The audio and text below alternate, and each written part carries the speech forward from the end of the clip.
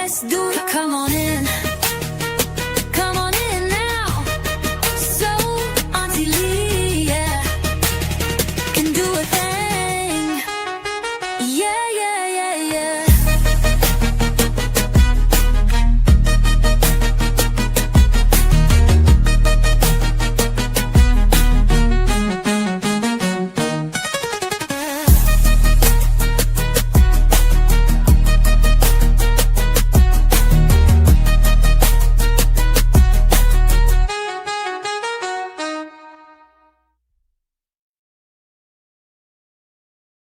Yo, yo, yo, yo. Welcome back to Kicking It with Auntie Leah. Thank you guys for coming back to the channel and learning about Kendrick Johnson's case with me again. I do realize it's a very heavy case. It keeps me up at night. So I know how hard it is for a lot of us to still be talking about Kendrick Johnson almost 13 years later. January the 10th, 2026, this coming January will be 13 years. The Johnson family has been fighting for justice for their son, their beautiful boy, their talented king, the one that still be here. If you guys can hear me, can you please put a 1 in the chat? If you can't hear me, please put a 2 in the chat. If you guys can hear me, hey Mickey, Fluffy, hi Hassan, hello Archangel Michael, hello Patricia Bland, what up, what it do baby, and what up to everybody that's in the bushes. Welcome, welcome, welcome. Please join the conversation. If anybody want to come up on a panel and have any questions or have any input, hi Vividly, please let me know. I'll drop a link. You guys can come up on the channel. We can talk about it. It's time to get loud about it. I'm tired of it. It's long overdue. He deserves justice. The Johnsons deserve justice. Heck, he was the world's baby. We all deserve justice for Kendrick Johnson. Excuse me, guys. If you are new to my channel, I'm very transparent. I have a speech impediment. Hence the reason why I use videos and voiceovers, because I want my story and the message to be clear and concise and very transparent. So I do not, sometimes I can't pronounce words correctly. I'm just real, okay? I'm not no better than anybody else. I'm just like you. We're here for one thing and one thing only. We're here to talk about the discrepancies in the case and the BS they trying to make us, or trying to gaslight us into believing, right? We're not dumb though. We're not dumb. What did we say last week? We're not going into the mat, and I still stamp it. I stamp that today. So I just want to say thank you for being here. Please feel free to join the conversation. Moderators, please welcome all our guests, people in the bushes. If it's anybody that comes in the chat that's being disrespectful to the Johnsons or being disrespectful to our guests, please time them out, get them out of here. We don't have no time for that. You guys, we do have a goal set, and that's 10 super chats or super stickers. They're not required. They are desired. I will put your name on the wall of fame if you are blessed enough, to bless the channel. If you can't, your presence here is good enough for me. Okay, it's good enough. So I just ask that God would just lead this conversation, that He would just bless this conversation, and that the videos and the conversations will get to the people that need to see it. I want their minds and their hearts to be penetrated because somebody knows something, somebody's seen something. They think that they've scrubbed all of the alleged evidence, but no, I don't believe they have. I know that God knows something that He's going to bring forth soon. I believe it in my spirit. I believe it in my spirit. I believe it with everything in me. I actually dreamed about it early this morning. I would love to share the vision, but let's get into that later. And guys, I know I haven't shared with you guys what happened on December the 17th. The one I posted on my wall, and I said, Lord, what's going to happen on the 17th? And I said, I'll check back in on the 17th. Well, lo and behold, another one of my visions came to pass, and it indeed happened on the 17th of December. I'm so excited to share that with you guys. But right now, let's just get into the video. Thank you, Arch Michael, for the first super chat of the night. I appreciate you, love. Thank you, my brother. I appreciate you. Guys, let's just all pray for the Johnsons. Hey, Benjamin Filak, I'm ready for 2026 too because I just feel it. I just feel it in my spirit that something is big is about to happen for the Johnsons. Kendrick, all I got to say is one amazing kid. One amazing kid. So let me stop running my mouth and let us get right into the video. Hi, Maria. Welcome, dear. Welcome. Let me cut the music off and bring up the video so that we can get right into it, guys. We can get right into it.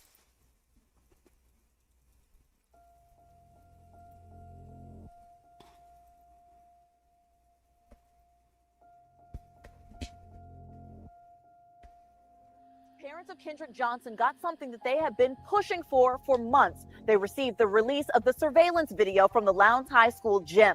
But what does that video show? It appears that out of more than 30 surveillance cameras, only one angle, one blurry piece of video shows the corner of the gym and the rolled up mats where Johnson's body was found. You can see in one piece of the video where students and teachers found Johnson's body that morning back in January. But the video appears to give no clear, obvious clue as to exactly how his body got inside of those mats. But today, for the very first time, we're hearing from a classmate of Johnson's who was inside of that gym when his body was found. They pulled down the mat and his legs and feet were hanging out of the mat.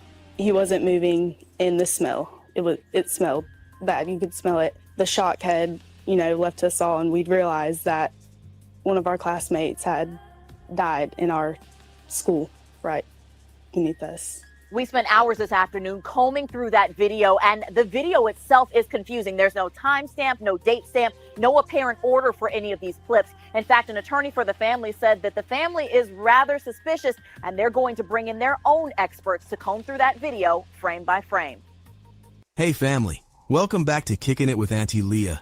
We are honored to have you back on the channel with us. Today, we are continuing our research surrounding the Kendrick Johnson case, so grab your notepad, put on your thinking caps, and let's get into it. Before law enforcement arrived to the scene, and before the crime lab pulled up, before the coroner, and before the autopsy, there were witnesses. There were several students present in the old gym before any official narrative existed. Now, according to witness statements, the students did not initially discover Kendrick Johnson by seeing anything protruding from the outside of a gym mat as I originally thought. Instead, the students stated that they climbed on top of the stacked, vertically stored mats to lay down and rest.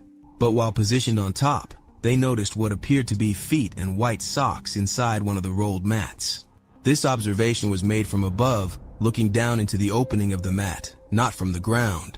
Once the students realized they were looking at what appeared to be part of a human body inside the mat, they immediately alerted a teacher, Philip Peplow. While Mr. Peplow was speaking to Detective Whitener, he mentioned that the students that initially noticed the body inside the mat were two female sisters. When the teacher pulled the mat down from its upright position, witnesses stated that Kendrick's legs and feet were hanging out of the mat. At that moment, witnesses, including the teacher, reported a strong and unmistakable odor consistent with decomposition. Because of that odor, witnesses stated that they immediately knew Kendrick was already deceased. He was not unconscious, he was not unresponsive, and not experiencing a medical emergency. He was deceased with no signs of life. My son had come home from school, Kendrick Johnson. Come to Lowndes High School now. There's a dead body out here. 17-year-old Kendrick Johnson was found upside down in a rolled gym mat. Family.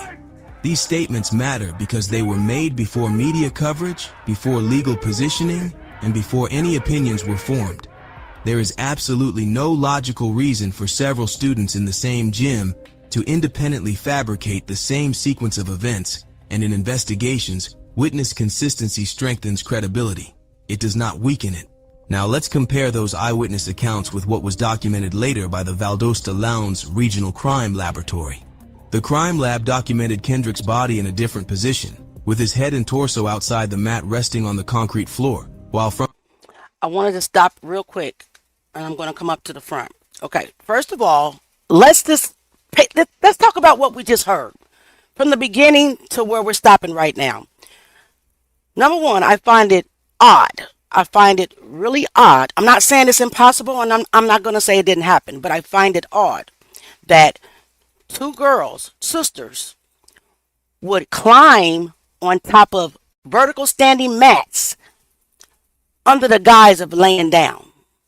And I find it odd that the teacher that was in the gym teaching the life coach class would allow two students to climb on bleachers on top of mats under the guise of laying down. Does anybody think that strange? One, mats are not comfortable, right? Two, they're not laying down, they're standing up. Would you guys agree? They're standing up.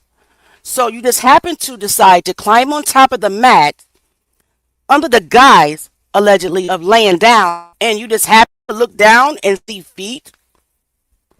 What if I say, or what if I tell you, or what if I give you a different option, an alternative motive?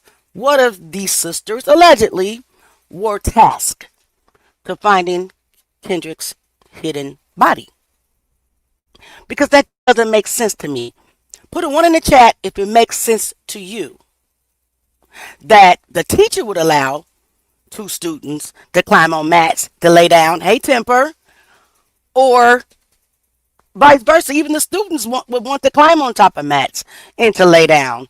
Two sisters. Not two friends. Two sisters. Think about it.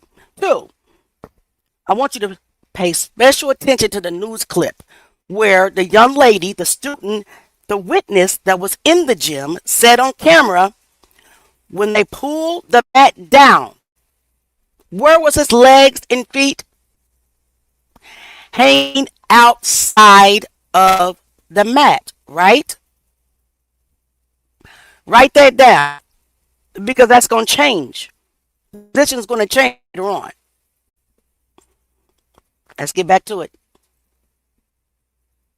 From his abdomen down to his feet, his body remained inside the mat, and his head was lying in a pool of blood. That documented position does not reflect the discovery as described by the students and teacher. They pulled down the mat, and his legs and feet were hanging out of the mat.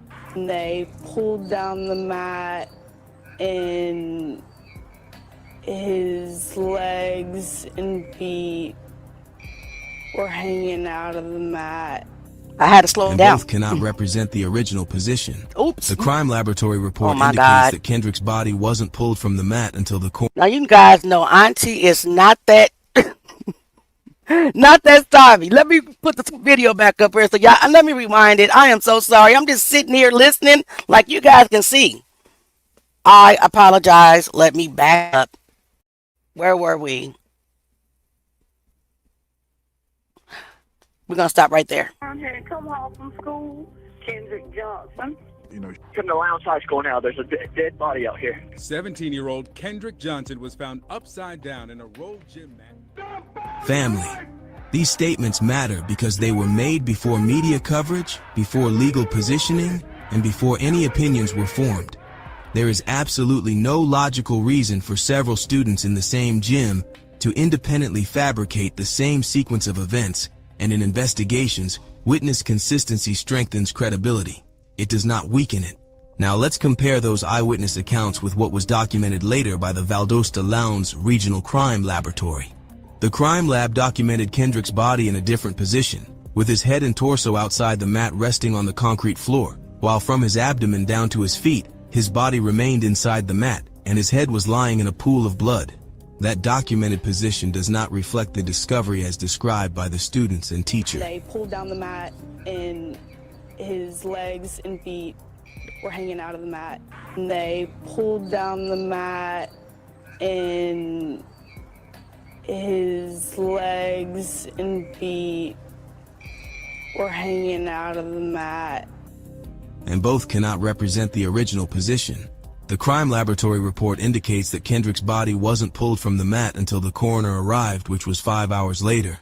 If this is in fact true, how did the body go from his legs and feet hanging outside of the mat to his legs and feet being inside of the mat, while his upper body is hanging outside of the mat from his torso up? We clearly saw the position of the body on the crime scene video. Make it make sense, because of right now, it doesn't. You guys hear that? How did his body get from his feet hanging out of the mat with his legs to his torso now hanging out of the mat with his head on the ground. How did that happen? Who moved the body, allegedly? Who pulled him out the mat? You already knew that he was not alive because even the students said, and the teacher said, I already knew that he was gone because we smelled decomposition. They already knew. The 911 caller said, there is a deceased body at the school. Did we not hear that? So I would like to know, anybody, coroner, all the people that so-called covered it up, FBI, DOJ, and GBI, what happened to the body and why was it repositioned? That's not standard protocol. So just like the coroner said, which you'll hear him say later in a video, that the scene was compromised and it was staged, just like the Johnsons have been saying. Let's continue. Shaking my head. The crime lab also documented something else that cannot be ignored. Kendrick's shoes were not on his feet, but were found inside the mat, with photographs showing the shoes lodged behind his bent knees. Under a gravity-only explanation, this configuration raises serious questions, because a passive descent would not naturally result in shoes being removed and positioned behind flexed knees. For shoes to be removed from the feet and lodged in that manner, the legs must be bent, and placement must occur, indicating movement rather than a simple accidental slide. Now consider the earbuds. Crime scene documentation shows a black wire with white earbuds wrapped around Kendrick's arm and hand. The autopsy, however, describes the earbuds differently, stating they were placed across his chest as accompanying personal effects. Loose wires do not wrap themselves around arms or relocate across the chest without movement of the body or limbs, making this another inconsistency between early documentation and later findings. Video raises even more questions about whether Kendrick Johnson's death was an accident. Take a look. That's Kendrick Johnson seen walking, disappears, and other students appear with no explanation. Okay, so what can we learn from this? Did you guys see that? Did you see how he walked in and then he disappeared? Let me see if I can slow it down for you. Let me see. Playback speed. Let's just back it up a little bit. You'll watch, or you'll see the skip in the camera. Take it back here. Another inconsistency between early documentation and later findings. Video raises even more questions about whether Kendrick Johnson's Watch, guys, death right here. was an accident. You see? Take a look. That's Kendrick Johnson seen walking, disappears, and other students appear with no explanation. No explanation. What can we learn from this? Joining us this morning are... Did you guys see that? Did you see the jump in the camera? Did you see that Kendrick was walking this way and then there was no students and then all of a sudden students appeared? That was one break and jump in the camera with no explanation. With no explanation at all. Just crazy work. Let me put it back on. I'll try not to interrupt so much, but sometimes I just have to make sure that you guys are seeing what we're seeing so that you can understand that all the discrepancies is crazy. Kendrick Johnson's parents, Jacqueline and Kenneth Johnson, and attorney Benjamin Crump. Thank you to each of you for being with us this morning. Thank you. You said replay it, let me ask you, Mr. and Mrs. Johnson, have you heard from the sheriff? Have you heard from federal authorities? Are they keeping in touch with you? No. And how do you read that? Do you believe you should be in the loop, that there should be more communication here? Yes. Yes, it should. And explain why. Because they should keep us informed of what's going on in our son's case. Now, Mr. Crump, if we can go to you, the attorney for the family, Mr. Crump, how do you read the actions of the larger investigation that's going on now? Is it to your satisfaction? Chris, I think everybody who sees this case believes that there's something awfully suspicious about what happened to Kendrick Johnson. They do not accept the sheriff's conclusion that he climbed into a wrestling mat, got stuck, and died. And now, with the release of these videos, it raised even more questions, because out of 36 videos, 36 angles, only one of them is distorted, one of them is blurry, and that is the one that was facing the corner where the wrestling mat with Kendrick Johnson's dead body inside it. And that's the only one that's corrupted. All right, so the implication is that it is corrupted. I'm taking that from your statement. Let me ask you, though, have you had the chance to review other video from that camera? Does it ever have a clear shot of the area in question? It does not, Chris, and that's the problem, because all of the other 35 videos are sunny and clear, and there's no problems. But this— I just want to explain what just happened with Mr. Ben Crump. He didn't get what the news guy was asking him. The news guy was actually asking Ben Crump, the attorney Ben Crump, if he was able, and this is something that they should have did, and I believe should, if it has not been done, please go back. He was asking him, did he get a chance to view another day, another regular day, that same camera, to see if the footage of the mats on that other day, random day, that they choose was blurry. That would have really proved, that the footage was altered, right? If you can pull footage from a different day and you see that the footage over the mats that covers the mat area is clear, then you know that they did alter the footage. But I'm going to be honest with you. Where did he go? He disappeared. Now, he disappeared I'm talking about Ben Crump, who was set to represent the Johnsons in the beginning. And then under the guise of, Georgia didn't approve my request to basically practice law in the state of Georgia for the Johnsons, then there's nothing else that I can do. No, Mr. Crump, I gotta be very, very, very careful. I'm just gonna say, hypothetically and allegedly, a lot of people were paid off.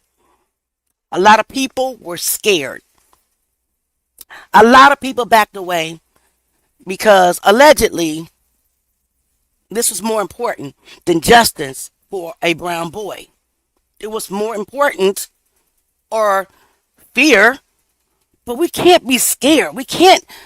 You can't get justice by being scared, right? You got to be bold, and you got to stand on it, and you got to stamp it, and you got to believe God with everything in you, and you can't be moved. But allegedly, a lot of people got spooked, and a lot of people got,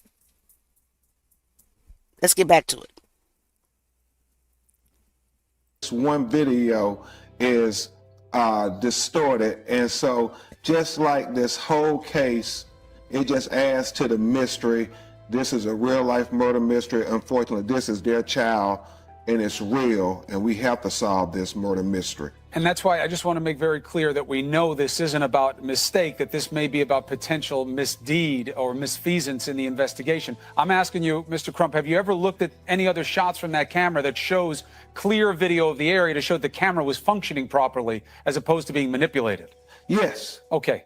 When his body is discovered, you can see that the motion sensor camera picks up the children when they discover them. So why isn't there any coverage when Kendrick...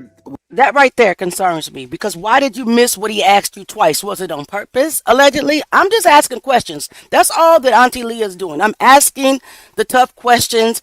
I'm pretty sure we all want answers. Why did you skip that question? You skipped it twice, Mr. Crump. I know you're an attorney. If I can get it, what he's trying to ask you, never mind. Was placed into that mat, or how he arrived there. If it's motion sensor, it should pick up any movement. And also, there's time stamps on the photos that we were given from the freeze frames of the video. But what we received from the Sheriff's Department yesterday has no time frame. So that again raises even more questions and put any more doubt into this family why they can't get to the truth. Are you getting any straight answers about this area that you're discussing now? 36 different angles, but mostly jump cuts. As you said, some blurry images. It seems as though it's edited. Is that a fair criticism? Is there any response on that? Well, Attorney King and I, we looked at it very carefully. We looked at it with different officials, and there is no explanation as to why there were time steps on the freeze frame and they're not on what they released. They have not answered any questions to us on that issue in detail, but it's commonsensical. When you look at this video, 2 + 2 does not equal 4 on this video, and everybody says it doesn't make sense. The other thing that raised a lot of suspicions here was what happened with the body of this boy, to put it as sensitively as possible. Are you getting any clarity on explaining that process? And again, Mr. and Mrs. Johnson, I'm sorry to have this part of the discussion in front of you, but I know that the answers are very important to you. I'm just going to say this. Allegedly, because I have to say allegedly, I really want to keep it as real as I can, but I'll just tell you they have demonetized all of my Kendrick Johnson videos, and they've age restricted them, so I'm trying to be a little bit more creative and get my point across. He's a paid op, or paid opposition. Isn't that what Jaguar Wright said? Mr. Crump, allegedly, is paid op, and also I feel that way also, and I'm sorry, and I don't want to offend anybody, but it is my opinion. Al Sharpton and a lot of other people that want to run to the aid of a family under the guise and fakenism, or whatever you want to call it. Oh, we're going to fight and we're there for them, and soon as a checkbook come out and soon as a little threat comes out, they run for the hills. Or was that the plan all along? Just to give the public a little satisfaction, to make it look like that we're coming to your rescue, or make it look like we're coming to expose this and fight for your rights. And then you throw somebody in there like Lay Touchton with the NCAACP. I may not be saying it right. I've already gave my disclaimer about my speech impediment. And then you throw her in the mix, and she goes and she walks back everything the Johnsons found and know. She walks it back, and she creates, and she has an excuse for every scenario out there. And then not only that, me 547, and then you was on my page today under a different name, Lay Touchton. You want to battle anybody to make a video or a live or a comment about this case. Allegedly, somebody else got paid too. You guys know what I'm trying to say. Or scared, or both. Shame on all of you. Shame on each and every one of you. Shame on each and every one of you that were there and saw what happened and chose to keep quiet, allegedly. Shame on you. And one of you gonna crack. I know that for a fact. Just wait. If you think that it's over, and if you think that you're going to walk away free and clear, no, that never happens. They lied. Look at Diddy. It took him 30 years later almost to go down for his nefariousness, but he's behind bars. Even the higher ups, the Illuminati, allegedly, they will throw you under the bus. They'll throw in one of their own just so their operations can continue. So if that's what it's going to take, if we make enough noise, and we need to make noise. We need to make noise. If that's what it's going to take, they're going to throw all of you guys to the wolves. Trust me. So you might as well just come forward. And this is something that does require an answer, and I know you're looking into it, Mr. Crump. Is there anything there? Yes, as we've said, it is so mysterious that his fingernails were cut back. Everybody's coming in. His vital organs were missing when his parents had to exhume him. his clothes that would have valuable DNA and valuable blood evidence on them as missing. So why is this that we can't get clear answers? Why is it so hard for them to get the truth? It's been 300 days now. They stood on street corners with signs saying, will you help us find out who killed our son? Because the sheriff's department has only given them the manner cause of death as an accident, and they know that is not true. You know, for all horrible reasons, Kendrick's life has been a function of how he died and the investigation into it. Mr. and Mrs. Johnson, it's every bit, if not more important, that people remember about this young man and his life and who he was and who he wanted to be. Can you please remind us of what was lost in this situation? Can you tell me a little bit about your son to remind people of who we're talking about here? Yes, Kendrick, you know, he was a average teenager. You know, he had a dream. I mean, he was a kid that knew where he wanted to go in life. You know, he wanted to be somebody. And, you know, we never have a problem out of him. And he was just a joyful child. I mean, we don't understand, you know, why this had to happen to such a good child. You know, he never gave us any kind of problem.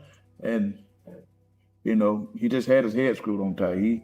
He had a dream that he wanted to be somebody, and he was determined to be somebody. We know that you've been doing sit-ins. We know that you've been pushing every way you can to get answers. It's certainly a situation that begs too many questions at this point. Mr. Crump, Mr. and Mrs. Johnson, thank you for joining us.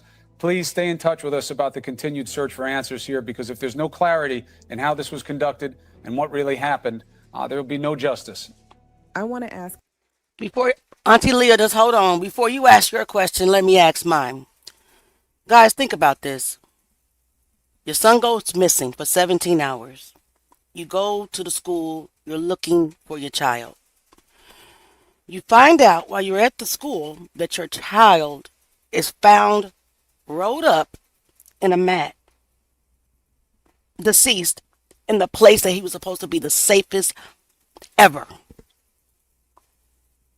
And then 15 minutes into them finding your child, 15 to 30 minutes, they come back and say it's a freak accident. No investigation. Just already done planned the outcome. This is it. It looks like he fell into the mat. Okay. No one, like I said, no investigation, no autopsy report, no interviews with anybody. The sheriff's just going straight to the gusto, Mr. Prine. It's an accident. And then on top of that, you drop every ball. The autopsy, discrepancies. Witnesses, discrepancies. Evidence wasn't collected or tested. It's flat out disregarded. Gray hoodie right over there by that black shoe wasn't tested. Blood on the wall. Yes, they did test. And they found out it wasn't Kendrick's, but just like Mr. Johnson said, whose blood was it? Okay, you told me it wasn't Kendrick's, but whose blood was it? Because it could have been what? A possible suspect, right? Shoes are planted. There's absolutely no blood on top of that black shoe. Everything that came out of Kendrick's body is up under that shoe. Evidence just discarded. And not only that, oh my God. You got the paramedics, we'll get to it, saying that there's bruises. You got a second autopsy that said that there's bruises, trauma to the right side. Paramedic also said it was a red bruise on the right side. And then the third autopsy said there was damage to the rib cage. But the first autopsy didn't mention nothing. They said he died of positional asphyxia. I hope you guys can understand me. I have a speech impediment. But his lungs didn't state that at the first autopsy, because guess what? They were gone by the time they exhumed his body to do the second autopsy. That's when they found out that the organs were gone. All of them missing. Trachea, tongue, lungs, heart, everything that was supposed to be inside Kendra's body, gone. Fingernail clippings, gone. Clothes that he had on, gone. They did whatever they could to destroy everything out there, botched the investigation. If they don't understand that we're still outraged, we need to make them understand respectfully, peacefully, but absolutely make some noise. Make some noise. You go through all of that. So the Johnsons are like, okay, we've been fighting and fighting. Let's make them. Just make them. We can't get anybody arrested right now, so let's just make them pay something. We want some type of justice, and they file lawsuits. All of them dismissed, and then the judge had the nerve to allow these families to countersue the Johnsons and win attorney fees. So you kill their child. You make a mockery at them. You made them bury them half, not even whole. You laugh in their faces. And then you penalize them. And you think that the God I serve is going to let you walk? It's only the beginning. And that's a promise. Okay, I'm going to stop preaching, but that's a promise. It's only the beginning. A few questions that come from a place of truth-seeking, not hostility. These questions are for Marianne Gaffney Craft, the medical examiner who performed the first autopsy of Kendrick Johnson. Where are Kendrick Johnson's fingernails? Where are his clothes that were removed during the autopsy? Where are his organs that were taken as part of that examination? And who removed the earbud wire from being wrapped around his arm and repositioned it across his chest? Family. These are not emotional questions. These are procedural questions. The crime scene documentation shows the earbud wire wrapped around Kendrick's arm, yet the autopsy describes the earbuds as being placed across his chest. That change did not happen on its own. Someone had to move it. In any death investigation, fingernails, clothing, organs, and personal effects are evidence. Evidence is not supposed to disappear, shift positions, or be altered without documentation. If items were moved, removed, transferred, or discarded, there should be clear records explaining who did it, when it was done, and why. The Johnson family has been fighting for answers for nearly 13 years. Wanting to know where evidence is and who handled it is not unreasonable. It is necessary. Transparency matters. Documentation matters. And families deserve honest answers about what happened to the evidence connected to their loved one's death. This is not about blame. This is about accountability. This is about truth. And this is about justice for Justice for Kendrick. Around looking for him again. Yeah, it got dark. Have you heard from Kendrick yet? No, I ain't heard. I still ain't heard from him. And he said, yeah, go on to call the police because something ain't right. Well, 911, where's your emergency? Yes, I'm calling. My son had wanted to come home from school today, and he still haven't got here. Hey, what's your son's name? Kendrick Johnson. So the sheriff's department came, and the first thing he said, he's probably just somewhere laid up with some fast tail girl. And I was like, no, my children know better. On a school night, you be in this house by 10 o'clock. Not 10:01, not 10:02, at 10 o'clock. And so he just took the report and said, well, I ride around to the school and around the blocks to see if I see him anywhere. So then I get in my truck and I ride out to the schoolhouse and circle through the school parking lot, still no Kendrick. But by then, I know something is terrible on because it's like almost 12 o'clock. 12 o'clock, I knew he was dead. I got where I couldn't drive because it started to bother me so much. So I pulled over and I laid in my bed. I said, my son's dead. Sad. I knew it. Down deep in my heart, I knew Kendrick was dead somewhere. But I never would have thought in a million years at the schoolhouse and in the manner that he was. I didn't sleep at all. That morning, she said, what you want me to do? I said, you go to that schoolhouse.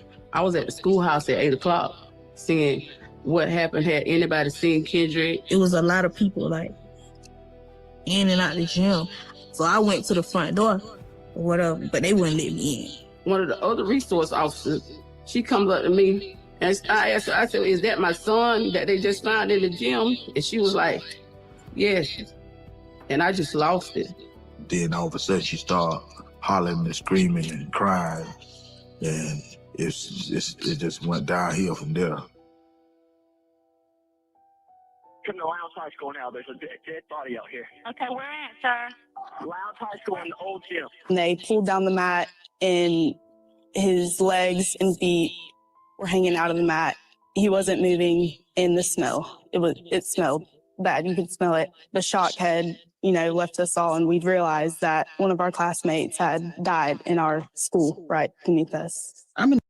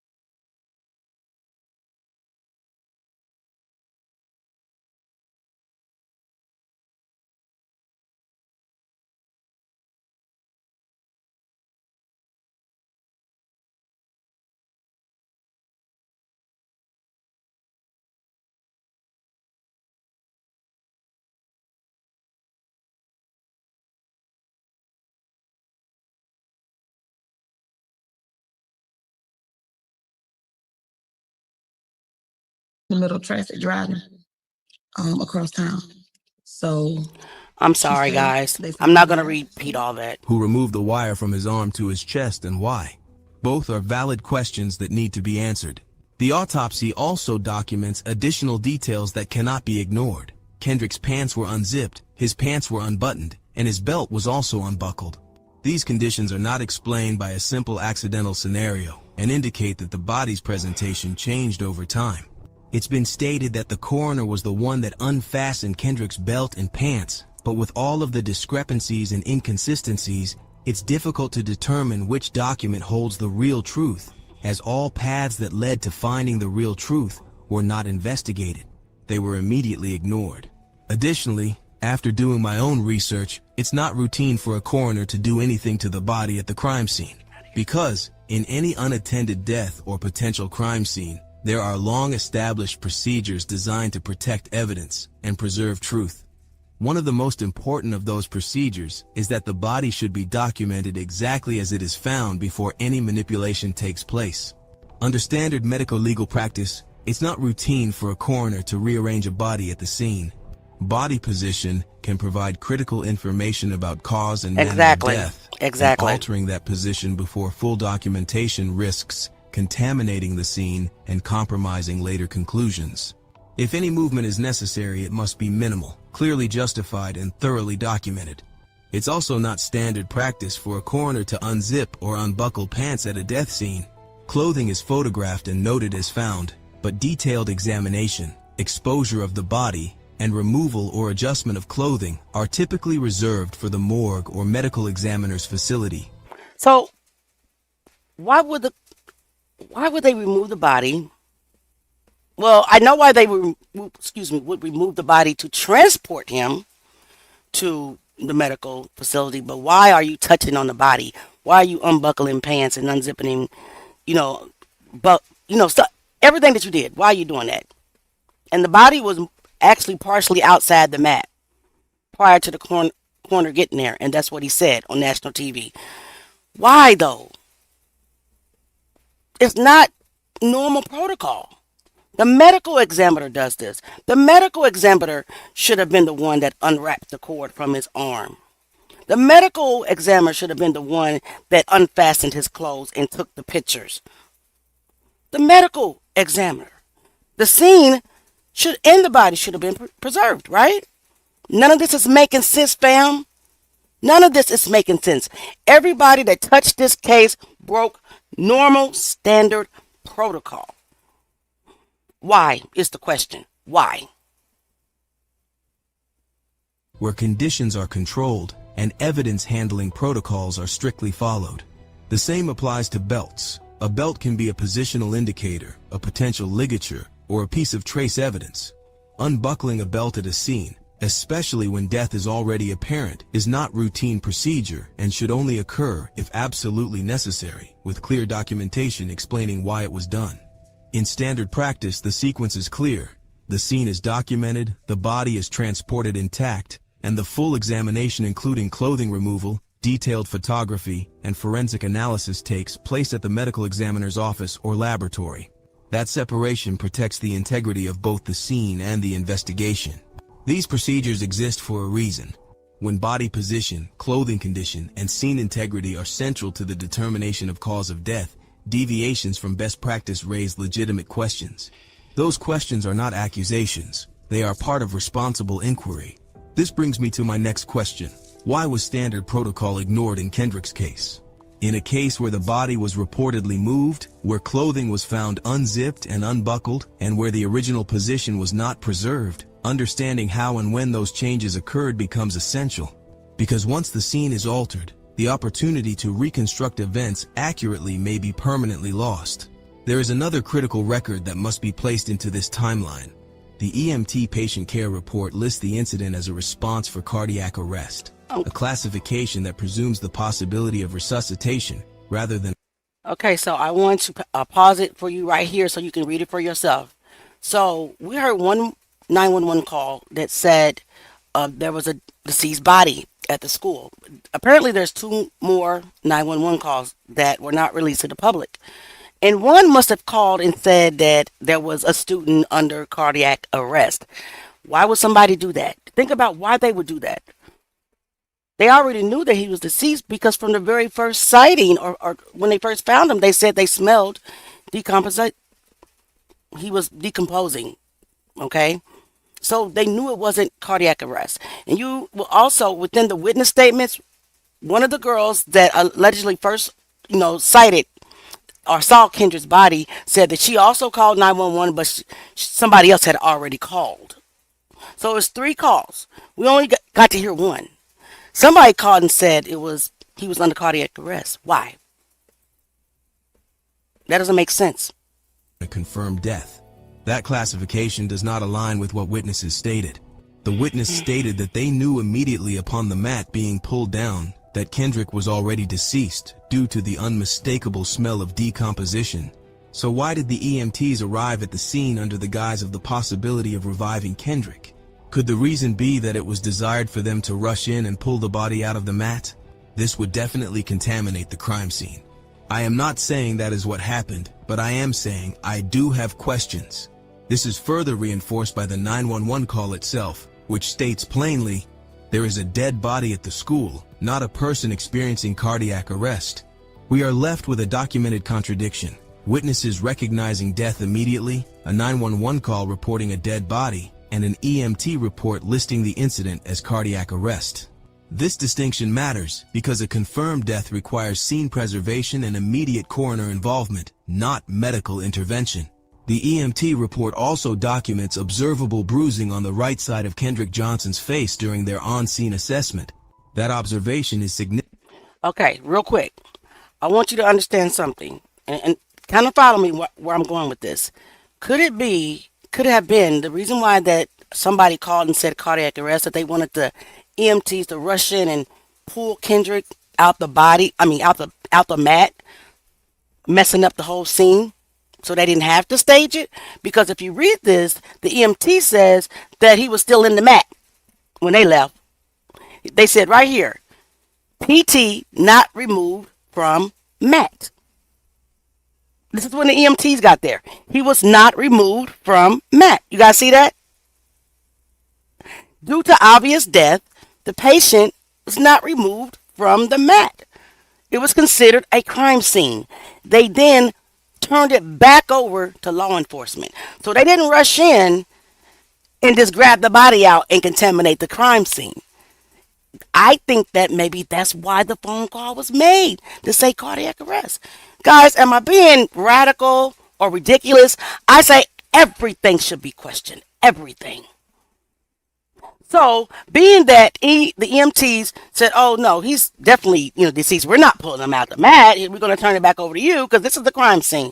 And left, they had to allegedly stage it themselves.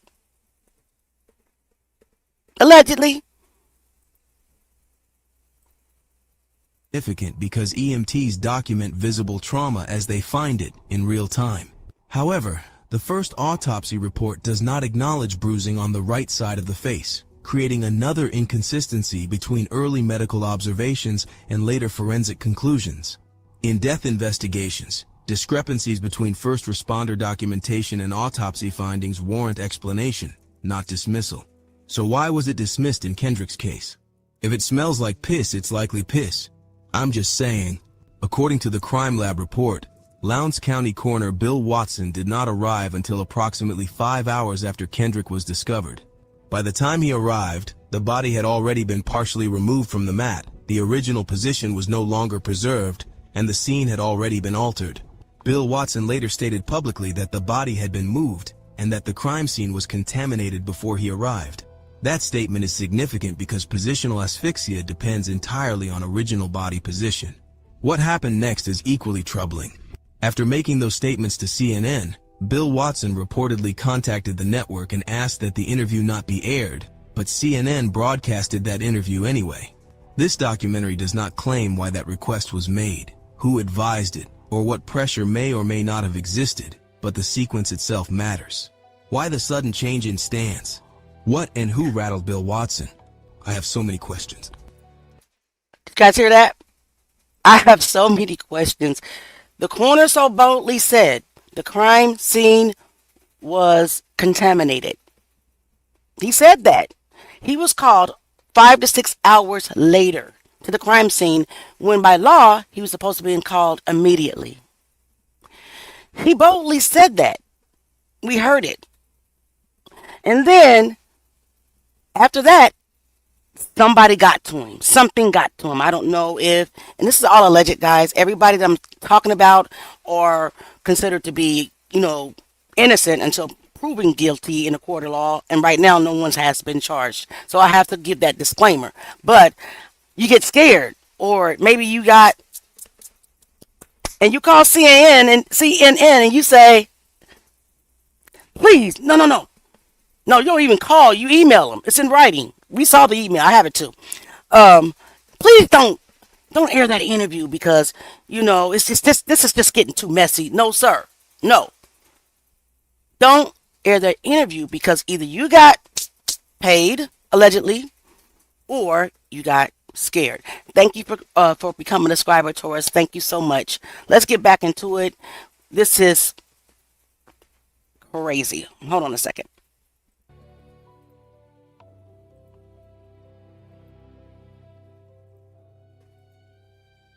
All right, now to a case that has a lot of people asking questions. It's from Valdosta, Georgia. In January, 17-year-old Kendrick Johnson was found dead upside down in the center of a rolled cheerleading mat in his high school's gym. Investigators say he was reaching into the center of the mat for a shoe, got stuck, and died. They say he accidentally smothered to death. Well, his family thinks that story is a cover-up. The paramedics report says there were bruises on his face and that the gym was considered a crime scene. And Kendrick's parents say he was beaten to death. Said there was no foul play. He had no bruises, no nothing. Did you believe that? No.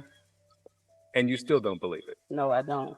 The mat is so light, he could have pushed that, just rock, and it would have fell over. I tried to get in it. I couldn't get no forward my neck muscles into the mat. As handsome as my son was, then you see him like that, it's crazy. I really feel he was murdered. No matter who you are, how much money your parents have, the color of your skin, everyone deserves justice. Well, now the Department of Justice is reviewing this case. Joining me now is former FBI federal agent and private investigator Harold Cope. It's good to have you back. Thank you, sir. So you've read over the autopsy report, the paramedics report, all the documents, and know about this story. Let's start here with just the dimensions. County officials say that 5'10" Kendrick Johnson was reaching into this mat. It's 6 feet tall, right? Yeah. Arm extended. His shoulders are 19 inches wide. The hole in the center is 14 inches wide. You find that suspicious? I find a lot of it suspicious. And one of the things that really makes me wonder is that he's reaching for one shoe. How did that shoe get into this mat? Makes you wonder who was in there. Was there some horseplay? Did someone see it?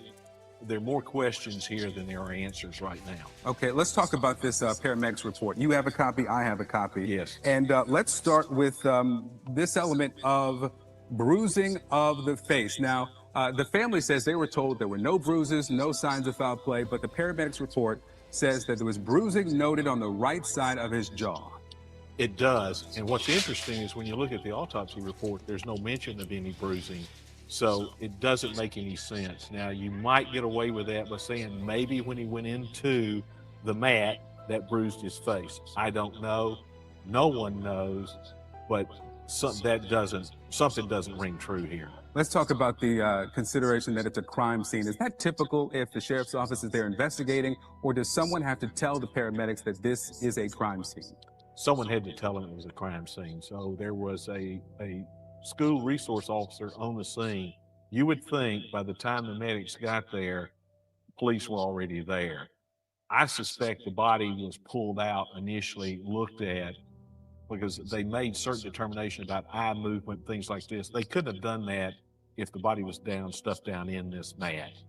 Again, a lot more questions than there are answers. One more thing, and we discussed this right before we came on. It says that a 17-year-old male, they received a call that a 17-year-old male was complaining of cardiac arrest. I've listened to the 911 calls. They say that he was dead when they found him. How would that make it into this report? Doesn't make any sense. How could it be a cardiac arrest? Possibly they just put that down in standard language.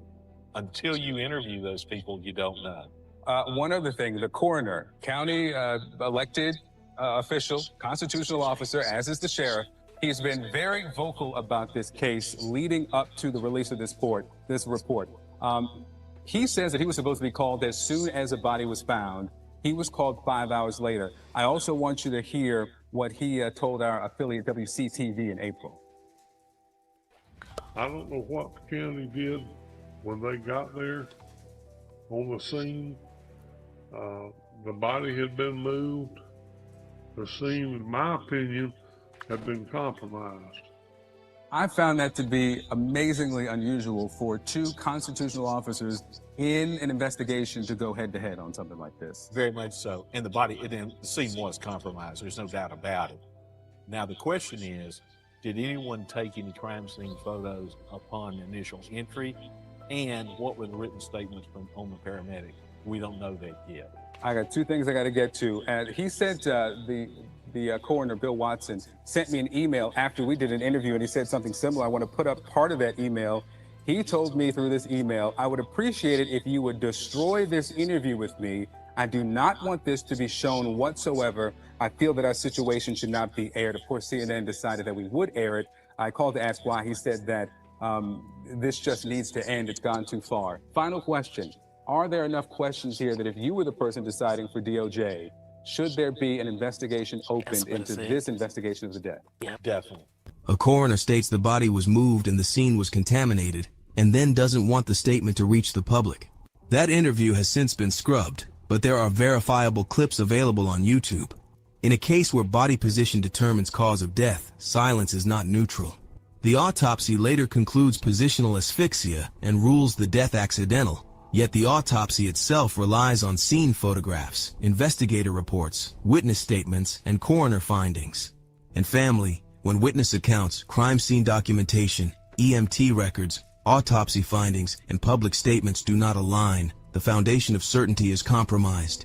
While institutions moved on, the Johnson family did not. For nearly 13 years, Kendrick Johnson's parents and loved ones have continued to fight for answers, refusing to accept conclusions that did not align with the evidence placed before them. They protested outside courthouses and public buildings, held signs, spoke to anyone willing to listen, and kept Kendrick's name visible when public attention faded. They filed motions, appeals, and civil actions, challenging investigative conclusions and asking courts to review what they believe was prematurely closed.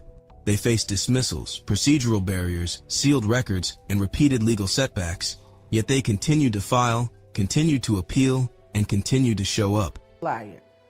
He told plenty of lies in that 16-page document. He told plenty of lies, and my husband called him out on those lies. He says that there was no evidence in there. Yeah, of course, that's what he's gonna say. Why do you think he would do that? Because he's allegedly part of the cover-up now. Don't call me a liar. You can call me a lot of names. You can call me a cracker. Liar. You can call me whatever you want to. You can call me any name in the book. Liar. A lot of them you can't put on TV. But don't call me a liar. Liar. The Lowndes County Sheriff's Office closed the case in January of last year after a second investigation. Pauk says he personally went through 17 boxes of evidence. He says he spent a year going through all those papers and everything.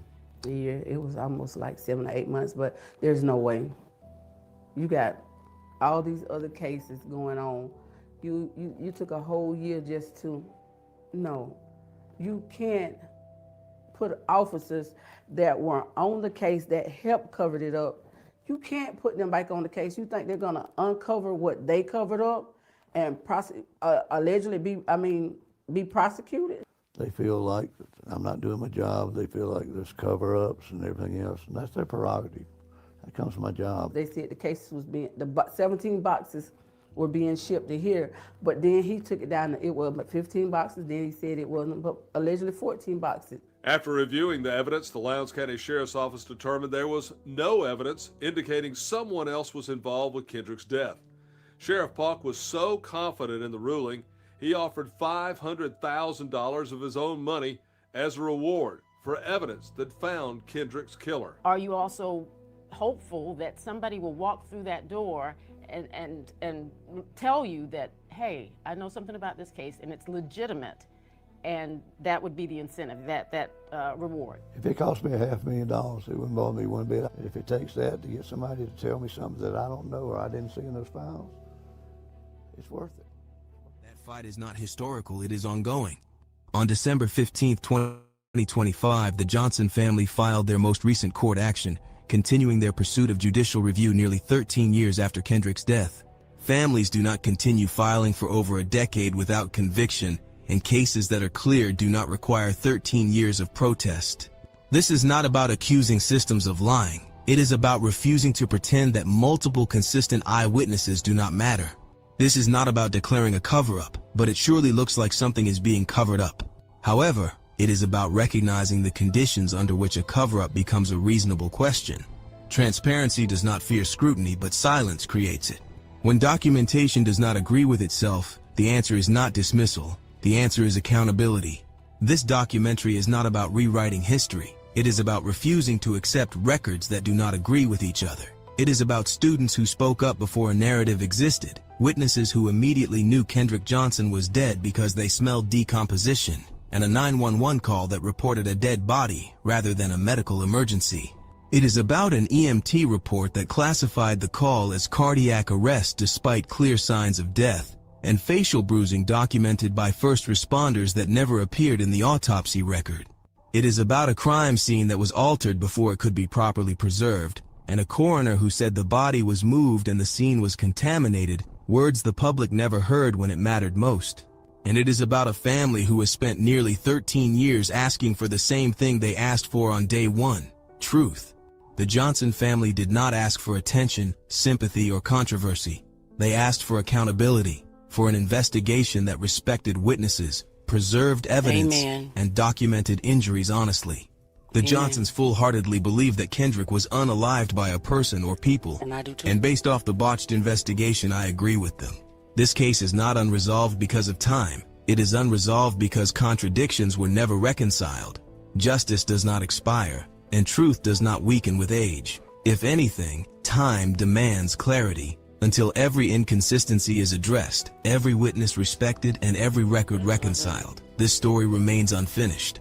Kendrick Johnson's name still matters. His life still matters. And as long as his family continues to fight, this case will never be just a headline from the past. It will remain a call for accountability in the present.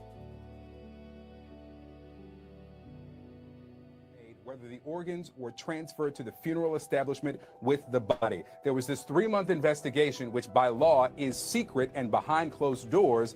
They just, at the end of the investigation, come out with what the decision is, and in this case, no action. Well, I mean, the body was also stuffed with newspaper. So, I mean, again, somebody's lying. Either somebody who did the original autopsy didn't include the organs in the body, or if someone at the funeral home did something with the organs and stuffed it with newspaper. I mean, somebody's not telling the truth. Well, the funeral home here has never denied stuffing the body with newspaper, although we spoke with leaders of the industry at Mortuary Sciences, and they say either it's something they've never heard of or it's something that's not in line with standard practices. Now, the manager and the owner of Harrington Funeral Home, Antonio Harrington, would not speak with us on camera, but he allowed his attorney, Roy Copeland, to speak with us. And in the defense of the funeral home stuffing the cavity with newspaper, he cited a 25-year-old guide for embalming in which it suggests that when the organs are absent, you use sawdust or cotton. Now, that's a 25-year-old version. A more recent version got rid of sawdust. But here's my exchange in the months since this has come to light with that attorney, Roy Copeland. Watch. I'm told we don't have that exchange. So let me tell you what he said, though, because I have it here. Yamjay. Again, the book says either cotton or sawdust. Hold on a second.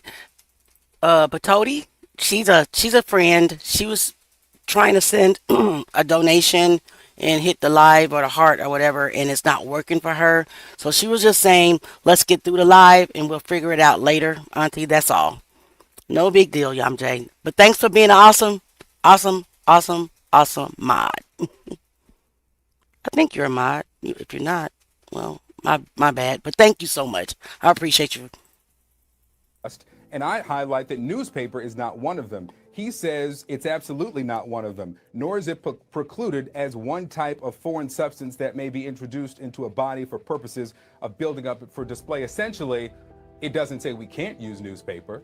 And that's what the state says. It's not best practices, but it's not a violation. Again, with the newspaper, no action from the state. So again, at the end of this investigation, in addition to his family not knowing how he died or why he died, they just got to accept the fact that somebody took out his organs and did away with them, even though they maybe had some relevance to the cause of death, and they're not going to get any more answers on that.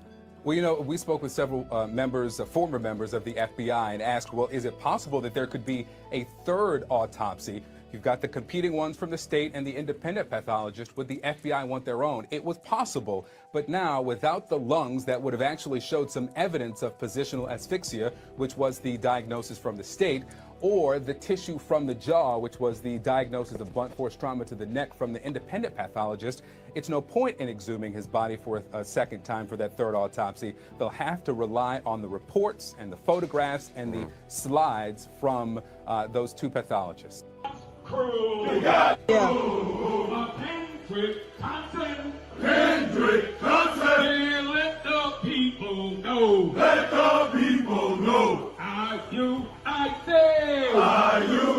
say. We about to fix. We about to fix. Fix our step here. They said it was an accident, but truth don't trip over itself, and justice don't need rehearsal. Lord, we're listening. A child walked into school, never walked back home. Gym floor silent, but the truth too loud ignore. They folded the story neat, tied it with a lie, but facts don't bend easy when a mother's still crying. Timestamps missing, answers rearranged, evidence rushed, then called it explained. But explanation ain't truth when questions still bleed.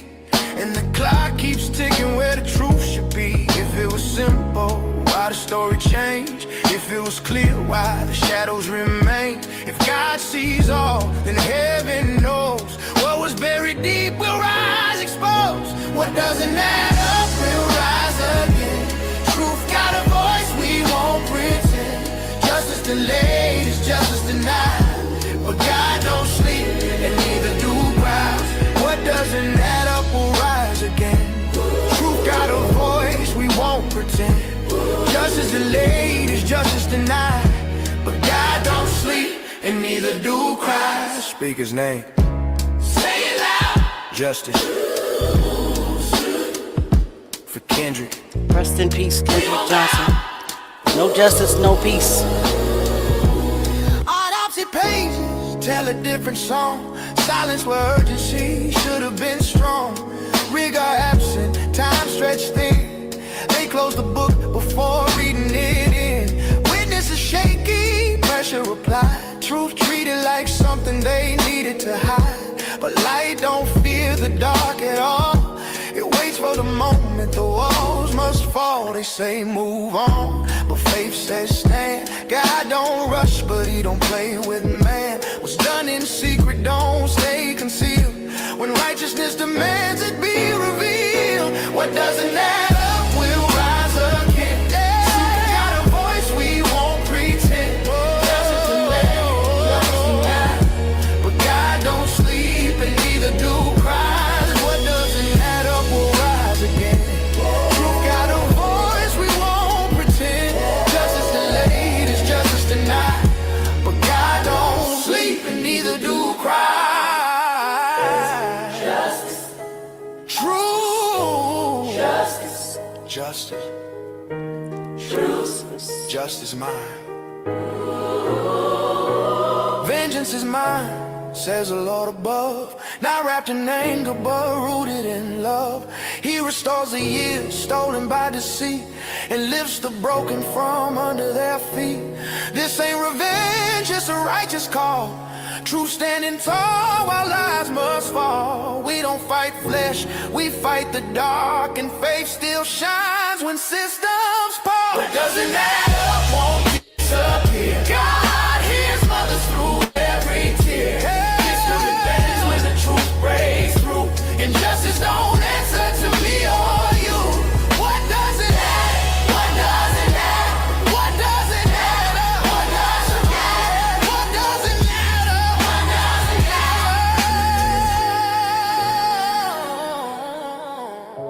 up? Truth don't need permission.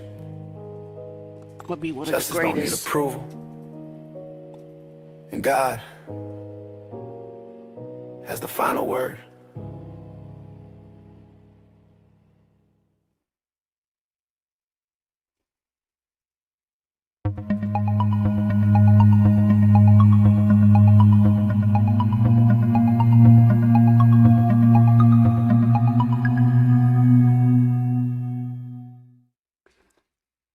Oh, wow. It's all I can say is wow. What I, there's absolutely like no words that I can even attempt to put together, or I can't really imagine how this mother and this father and this sister and this brother, the grandmother, the whole entire family feel, because this story, it resonates with me in such a way that I can't sleep at night. I can't sleep. I'm constantly thinking about Kendrick.